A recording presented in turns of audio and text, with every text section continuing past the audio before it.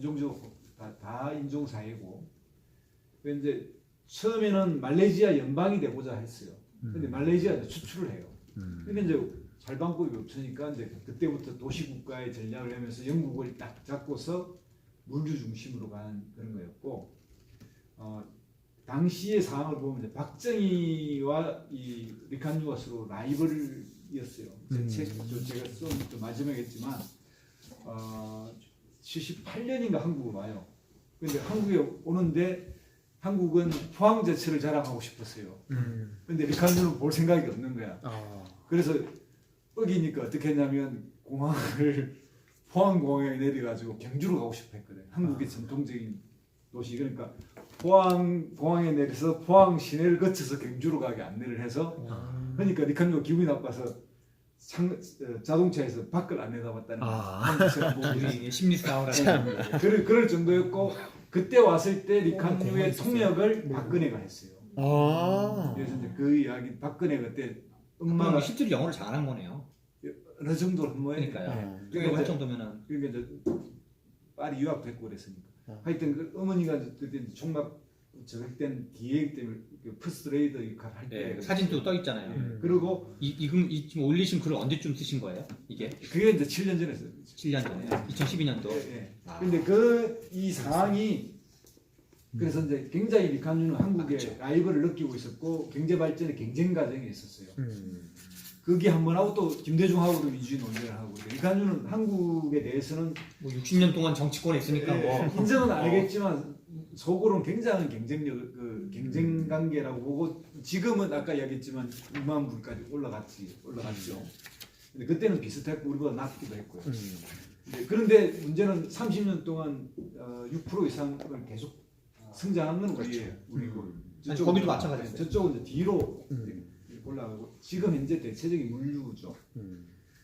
물류 금융. 예. 근데 이제 우리가 싱가포르로부터 배워온 게 몇 가지 있는데, 첫째 하나가 뭐냐면 공무원 임금이에요.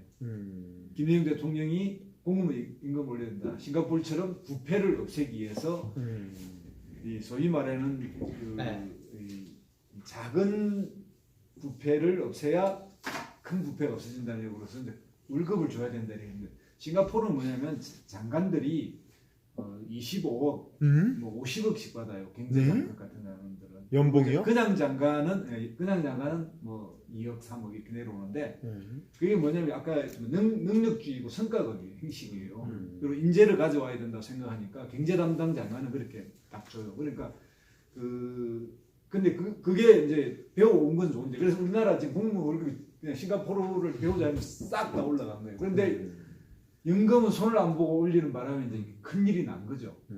그걸 하나 배워왔지만 사실은 정교하게 배우지 않고 철저하게 평가제고요. 그리고 그 평가자에서 차등적이에요. 그러니까 이제 다른 식으로 이야기하면, 우리는 공정을 강조하면 이강유는 공평을 강조하는 거예요. 공평은 뭐냐면 언덕 위에 산 위에 돌을 나를 때 돌을 날랐다고 똑같이 주는 게 아니라 임금을 나중에 무게를 따라서 돌의 무게만큼 주는 것. 그러니까 합리적 차별이 공평이거든요. 과정의 평등은 공정이고요. 그러니까 그래서 공평주의자라고 생각하면 돼요. 효율을 강조하고 철저하게, 아까 여기 나오는 글에도 보면 그렇지 않습니까? 똑같이 받는 건 없다. 자기 능력까지 받아야 돼. 이게 이제 정확하게 한자용으로 하면 이제 공평주의자다라는 이렇게 생각하고, 지금 하나 또 이 싱가포르로부터 배우려고 우리나라가 하는 게 뭐냐면 반부패 수사청 같은 데예요. 근데 싱가포르는 얼마나 강력하냐면 수상 직속에다가 실제로 도청, 그 다음에 소위 말하는 함정수사, 돈을 줘보는 거예요. 받으면 그냥 박살내는 거예요. 그게 이제 내 책에도 얘기했지만 장관 하나가 결국 자살까지 하잖아요. 그러니까 이게 자살의 문제가 되니까 결국은 이제 그 해명을 안 들어주니까, 면담을 안 해주니까, 이강료가 면담을 안 해주니까 이제 장관이 자살해요. 근데 의회에서 문제가 되니까 가족들이 제발 부검만 하지 말라는데 결국 부검을 하는 거예요. 독약이라는 걸 밝히고, 그래서 그 가족들이 못 살고 이민을 가는. 철저하게 그냥 부패에 대해서는 그냥 가차없는 처벌을 하는데, 한국은 이렇게 하면 이제 난리가 나는 거죠. 어떻게 도청을 하며 돈을 줘보는 이런 함정수사 이런 거는 뭐 한국은 지금 야당 탄압이라고 난리 나겠죠. 음. 그러니까 이제 그런데도 주면 100이면 100 다 받을 것 같아요. 영향 안 가리고 거의 다 받을 가능성이 근데 싱가포르랑 우리가 작동 원리가 좀 달라요. 근데 그것에 철저한 그 엘리트를 보호하고 예능 유런데 부패하면 그냥 가차 없는 거고 그 부패를 척결하기 위해서 강력한 이 종이의 권한을 부여한 뭐 이런 거니까 우리의 공수처하고는 좀 다르긴 한데 그 원리에 가깝다 이런 생각이고요.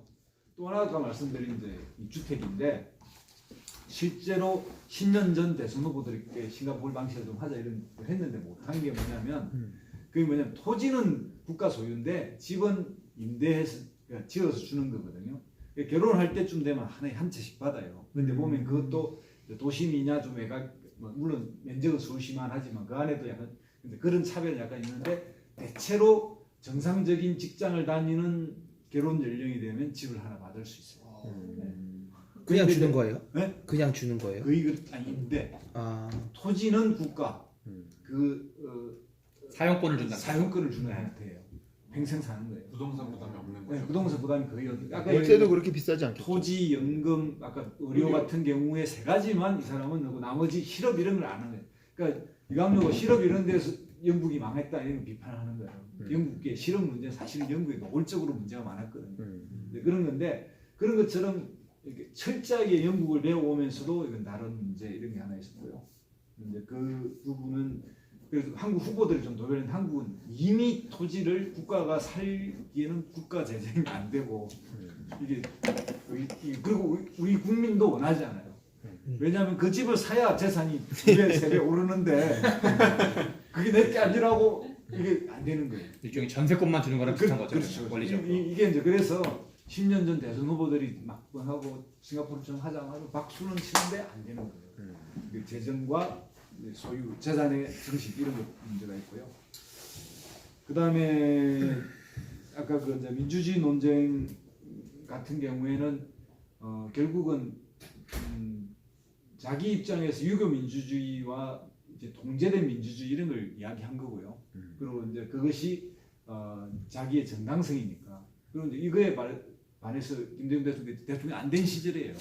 바로 반박해서 결국 이제 시장 경제와 민주주의 병행 발전이 그 논쟁을 통해서 김대중 대통령한테 이제 좀 더 정리됐고 전 세계적으로는 김대중 쪽이 좀 더 손을 많이 들어줬죠. 흔히들 이제 우리가 유교에 의해서 자본주의가 성장했다 그러는데 지금은 대체 중인 대세가 뭐냐면 유교가 아니라 배농사 지역이기 때문이다. 이제 이런 게 또 대체적인 생각이고 토지개혁. 네, 그 배농사인데 배농사는 또 다 같은 게 아니에요. 토지 개혁이 된 배농사 지역이 예, 자본주의 성공했다. 이런 게 정설로 점점 굳어지고 있잖아요. 그러니까 그런 이제 영향이 있었고 그 다음에 아까 그 이야기한 이 사람이 이제 자기가 쭉 하고 나서 고척동이라고 하는 자기 밑에 총리한테 주고 서임 장관을 하고 이 사람이 10년 하고 다시 자기 아들한테 리순뇽한테 갔는데 그 사람이 지금 현역인 거죠? 지금은 아들이. 네, 그리고 이제 이 집안에 이렇게 뇌물 같은 일이 한번 터지긴 했어요. 그리고 며느리가 4대 재벌 중에 한 명이고요. 하여튼 뭐 잘 살아요. 그러니까 이제 그런데 이제 청렴하다 이렇게 하는 거. 죽을 때는 자기 재산을 국가에 뭐 넘기고 뭐 이렇게 유언을 남겨서 이제 이렇게 해서 마무리를 하긴 했는데 아까 뭐 표현도 잘하셨는데 정말 마키아벨리 같은 사람이고 또 어떤 의미에서는 통제된 이렇게 민주주의 이런 것들에 대해서 뭐 가장 최적화되어 있고요. 그리고 정말 그 정치 수완도 뛰어나요. 제 책에도 나오지만 경쟁자를 어떻게 죽여야 되는지, 어떻게 갈라쳐야 되는지 이런 거에 그 자서전을 읽어보면 그게 굉장히 복잡했고 치열했거든요. 그리고 결국은 인민행동당이 최종적으로 90%의 의석을 장악해서 지금 뭐 50년 동안 어쨌든 그리고 뭐 야당이 2명이고요. 야당석이 두 명. 지금도 그 현상이 거의 비슷하게 일어나고 있어요. 많아봤자 한 10명 정도, 100명 중에 그런 정도로 이렇게 싱가포르는 좀 특수하게 봐야 되지만 어쨌든 지금 현재는 금융과 물류 그리고 뭐 원스톱 시스템 그러니까 그게 뭐냐면 서류 하나만 내면 바로 처리되는 이게 싱가포르로부터 배워야 된다는 게 유능한 이야기. 그래서 우리가 그 부산항이나 이런 데서도 그런 제도가 많이 도입되고 그러면서 물류에 관련한 싱가포르로부터 배운 것도 꽤 있고 그렇습니다. 이게 뭐 저도 좀 배우려고 옛날에 책을 좀 여러 권 읽고서 한번 했던 적이 있습니다. 감사합니다.